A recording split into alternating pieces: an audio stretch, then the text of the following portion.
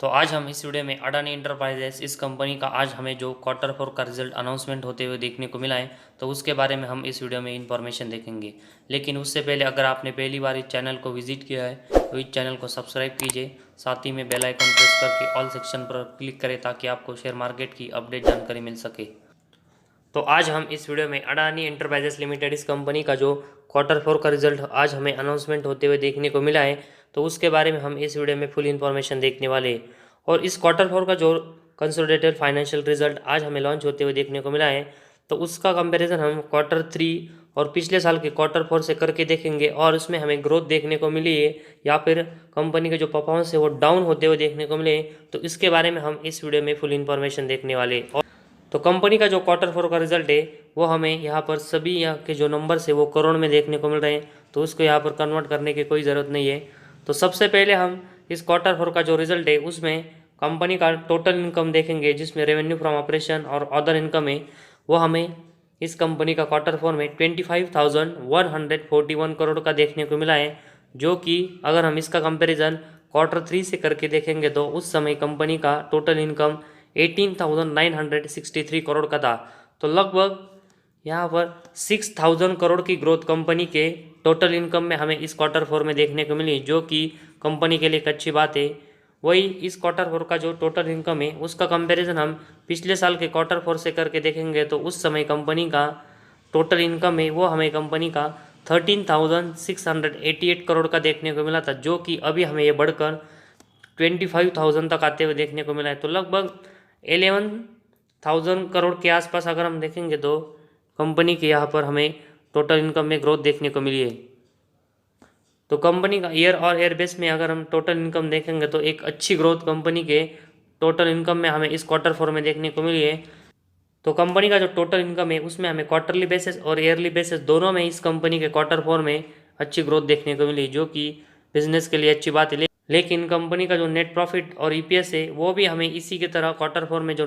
Total income बढ़ा है तो उसी की तरह बढ़ना चाहिए, तभी कंपनी के जो सभी परफॉर्मेंस है वो अच्छे होने के बाद कंपनी के शेयर में अच्छी तेजी देखने को मिलेगी, वरना नहीं। तो कंपनी का जो टोटल इनकम है उसमें से अगर हम एक्सपेंस और जो बहुत सारे टैक्सेस यहाँ पर देखने को मिल रहा है तो इन सब को घटाकर देखेंगे तो कंपनी का जो प्रॉफिट आफ्टर टैक्स है वो हमें यहाँ पर 325 करोड़ का इस क्वार्टर फोर में देखने को मिला है, जो कि एक अच्छा देखने को मिला है। इसका कंपैरिजन हम क्वार्टर थ्री से करके देखेंगे तो उस समय कंपनी का नेट प्रॉफिट सिर्फ 1 करोड़ का था। तो 1 करोड़ के नेट प्रॉफिट से कंपनी का नेट प्रॉफिट 325 करोड़ तक बढ़ना क्वार्टरली बेसिस ये बहुत ही अच्छी बात है। लेकिन अगर हम पिछले साल के क्वार्टर फोर में देखेंगे तो कंपनी का नेट प्रॉफिट 332 करोड़ का था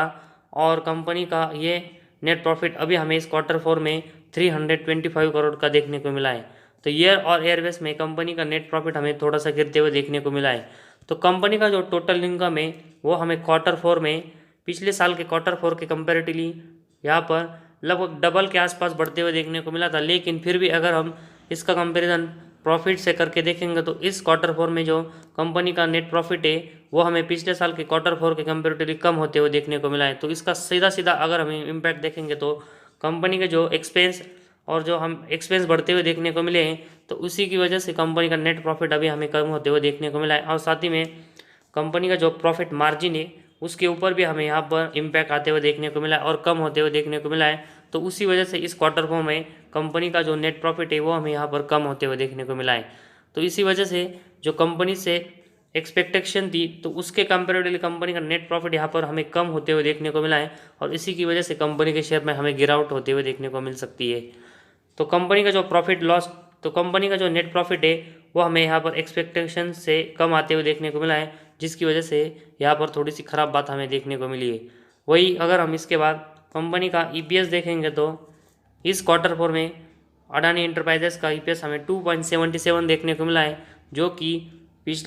क्वार्टर थ्री में ये -0.11 था। तो प्लस माइनस के कंपेरेटिवली प्लस में हमें इस क्वार्टर फोर में ईपीएस देखने को मिला है, जो कि अच्छी बात है। वही पिछले साल के क्वार्टर फोर में कंपनी का ईपीएस 2.13 था, जो कि बढ़कर अभी हमें 2.77 तक इस क्वार्टर फोर में देखने को मिला है। तो क्वार्टरली बेसिस और ईयरली बेसिस दोनों में हमें कंपनी का ईपीएस यहाँ पर अच्छे से बढ़ते हुए देखने को मिला है, जो कि कंपनी के लिए एक अच्छी बात है। लेकिन जिस तरह कंपनी का नेट प्रॉफिट हमें एक्सपेक्टेशन से यहाँ पर मैच करते हुए देखने को नहीं मिला है तो इसी वजह से कंपनी के जो परफॉर्मेंस है वो हमें यहाँ पर ठीक ठाक देखने को नहीं मिल रही है। लेकिन अभी ये भी एक बात है कि कंपनी का जो परफॉर्मेंस है उसमें कंपनी अभी भी हमें इस क्वार्टर फोर में अच्छे प्रॉफिट में देखने को मिली है, लेकिन जो एक्सपेक्टेशन थी उसको मैच अभी कंपनी का जो नेट प्रॉफिट है वो करते हुए देखने को नहीं मिल रहा है। तो उसी वजह से कंपनी के शेयर में हमें गिरावट देखने को मिल सकती है। तो अगर हम अडानी एंटरप्राइजेस इस कंपनी के बारे में देखेंगे और साथ ही में जो अडानी ग्रुप की जो बाकी की कंपनी है तो उनके बारे में देखेंगे तो उन कंपनी के शेयर में हमें लगातार तेज़ी देखने को मिलती है। तो इसी वजह से ये स्टॉक हमें थोड़ा यहाँ पर रिस्क भी देखने को मिल रहा है। तो इसी वजह से इन अडानी ग्रुप की जो भी कंपनी है उनमें सबसे पहले हमारे इन्वेस्टमेंट और प्लस जो इस कंपनी में हमें थोड़ा सा प्रॉफिट देता है वो हमें निकाल लेना चाहिए, और बाकी के जो इन्वेस्टमेंट है वो हम यहाँ पर लॉन्ग टर्म के लिए लगा सकते हैं। जिस तरह कंपनी यहाँ पर लगातार अच्छे रिटर्न दे रही है लेकिन उनमें भी अच्छी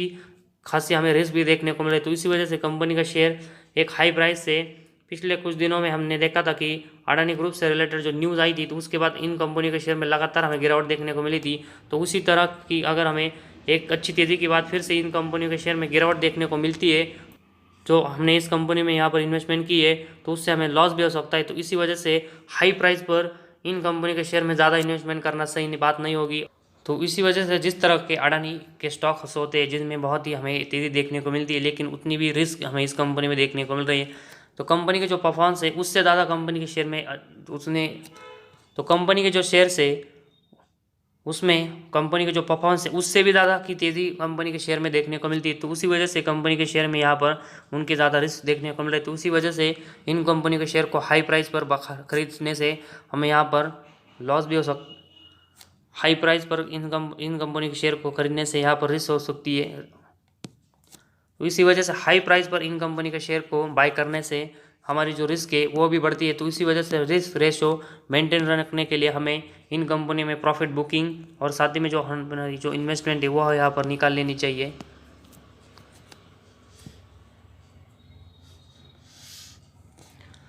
तो इसी वजह से हमें अडानी के जो भी लगातार तो इसी वजह से अडानी ग्रुप के जो भी स्टॉक्स होंगे तो उनमें प्रॉफिट बुकिंग करना ज़रूरी है। जिस तरह कंपनी के शेयर में लगातार तेज़ी देखने को मिल रही है और उनमें यहाँ पर जिस तरह की कंपनी के परफॉर्मेंस है उससे भी ज़्यादा की तेज़ी देखने को मिल रही है, तो उसी वजह से रिस्क देखने को मिल रही है। तो उसी वजह से इन कंपनी में लगातार प्रॉफिट बुकिंग करना हमारे लिए सही होगा, ताकि कंपनी के शेयर हमें एक हाई प्राइस से नीचे गिरते हुए देखने को मिलते हैं तो हमें यहाँ पर लॉस ना हो। तो इसी वजह से अडानी ग्रुप के जो भी शेयर है उनमें हमारी इन्वेस्टमेंट ज़रूर होनी चाहिए, लेकिन हमें उन कंपनी में प्रॉफिट बुकिंग भी सही समय पर करनी चाहिए, ताकि कंपनी के जो हमें वैल्यूएशन देखने को मिल रहा है तो उसकी वजह से कंपनी के शेयर में हमें गिरावट होते हुए देखने को मिलती है तो हमें ज़्यादा लॉस ना हो। तो आज हमें जिस तरह अडानी एंटरप्राइजेस कंपनी का क्वार्टर फोर का रिजल्ट देखने को मिला है तो उसके बाद कंपनी के शेयर में हमें एक्सपेक्टेशन के नज़रिए से देखेंगे तो कंपनी का नेट प्रॉफिट हमें उतना अच्छा देखने को नहीं मिला और उसी की वजह से कंपनी के शेयर में हमें यहाँ पर गिरावट होते हुए देखने को मिल सकती है। तो आज हमारे इस वीडियो में बस इतना ही। अगर आपको हमारा वीडियो पसंद आया तो इस चैनल को ज़रूर सब्सक्राइब कीजिए।